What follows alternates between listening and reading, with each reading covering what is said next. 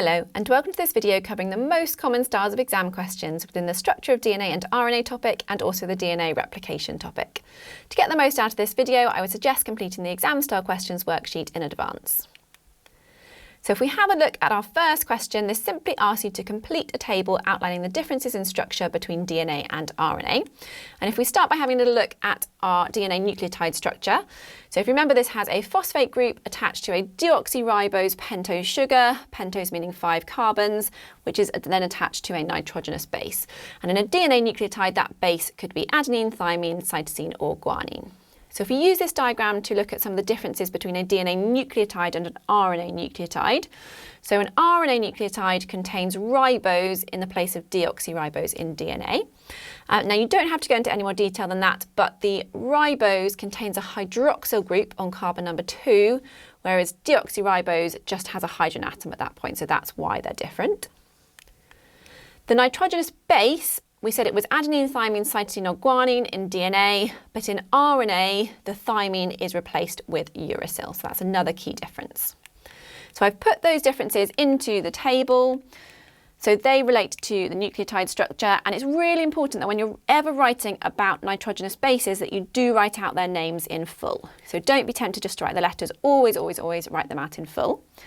And as I said, these two relate to the nucleotide structure, but if we're looking at the polymer structure as a whole, there are some other differences. So DNA is a much longer molecule than RNA, and DNA is also double-stranded. So you get the hydrogen bonds between complementary base pairs that form that double-stranded molecule, whereas RNA is a single-stranded molecule. It's also worth pointing out here that there are different types of RNA. So when we do future topics, we will look at the differences between transfer RNA, messenger RNA and ribosomal RNA. But for now, all you need to know is the key differences between DNA and RNA in general. Our second question is a fairly standard question asking you to describe in detail the process of DNA replication. Now, I would usually suggest that you state that it is semi-conservative replication and explain what that means, but because that's all been explained for you in the question stem, you do not need to do that for this particular example. What you do need to do, however, is to include the role of named enzymes. So our first named enzyme is DNA helicase, and it actually has two functions. So it unwinds the coil on the DNA double helix, and it also breaks the hydrogen bonds between the complementary base pairs, so it opens up your double-stranded molecule. And that's really important to expose the template strands and allow the free nucleotides and the DNA polymerase to come in. So other points to include in your answer. So when you open it up, it exposes the template strands, and it's really important to use that word template, so I've underlined it. And both of your polynucleotide strands act as templates. And what happens is the free DNA nucleotides that are just floating around are attracted to their complementary base pairs. And it's always worth writing, if you're going to put complementary base pairing, it's always worth including afterwards those complementary bases. You don't always get a mark, but it's good practice to include it. And again, if you're ever going to write your complementary base pairs, I would suggest that you do it in full, not as letters. And then we have the role of our second named enzyme, and that is DNA polymerase. And this is a really crucial one that you get it right. So it joins together the phosphate and deoxyribose of adjacent DNA nucleotides. So it's not getting involved in hydrogen bonding, it's actually getting involved in phosphodiester bond formation. So it's joining together the phosphate deoxyribose of adjacent nucleotides, catalysing the formation of phosphodiester bonds between those different nucleotides through condensation reactions. And I've included quite a lot of detail in these marking points, and I would suggest that you do include that level of detail to just make sure you're hitting every single marking point on the mark scheme.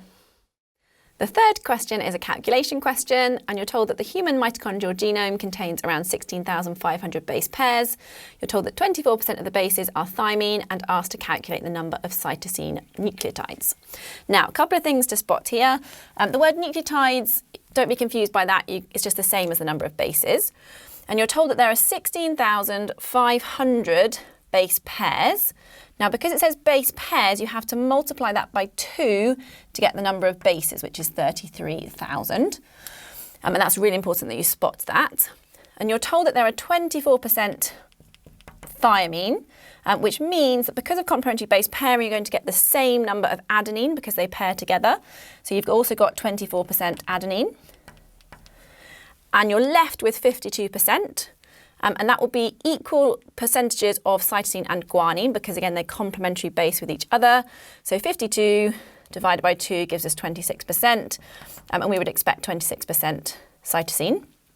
And then all we need to do after that is multiply our number of bases, which is 33,000, by 26%, or 0.26.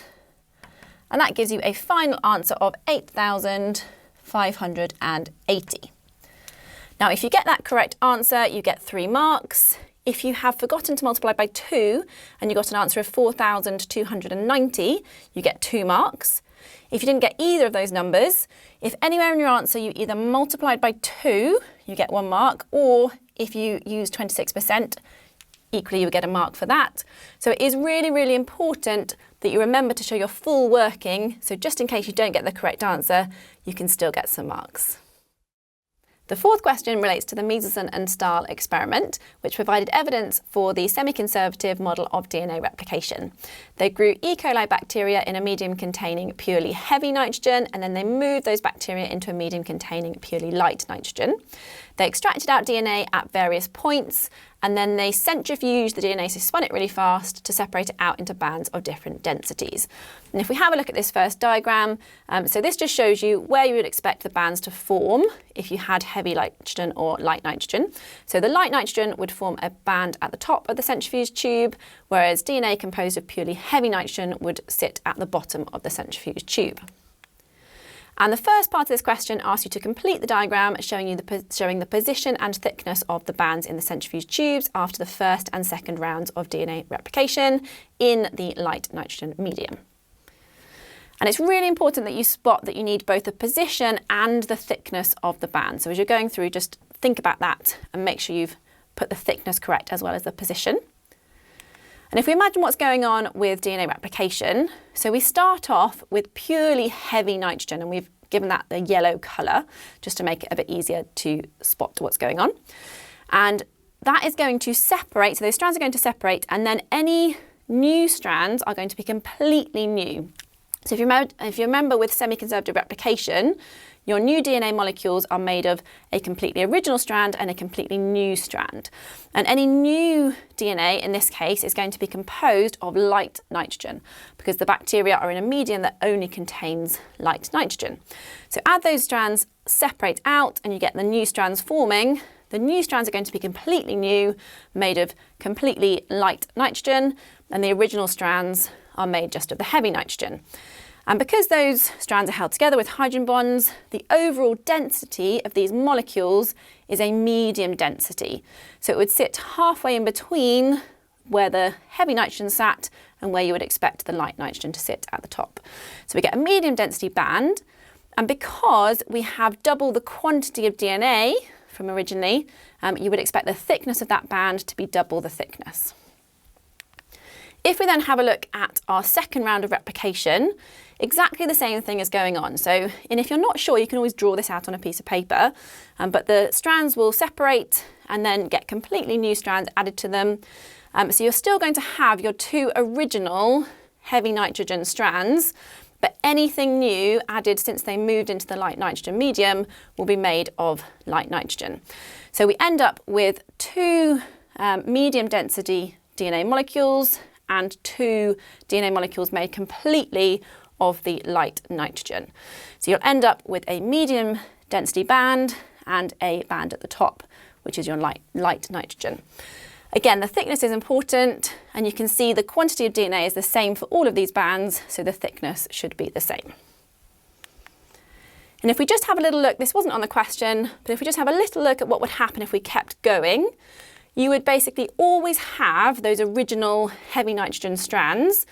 So you'd always have a band the same thickness of your medium density, but your light density band at the top of your centrifuge tube would just get thicker and thicker and thicker as you made more and more DNA with more and more rounds of DNA replication. Part B asks you to explain the position of the DNA bands after the first round of DNA replication. And the first important thing to note is that it is semi-conservative replication. And because it's semi-conservative replication, you get a completely original strand and a completely new strand. And that's what gives you your medium density. So it's sitting halfway in between the density you would expect for heavy nitrogen and light nitrogen.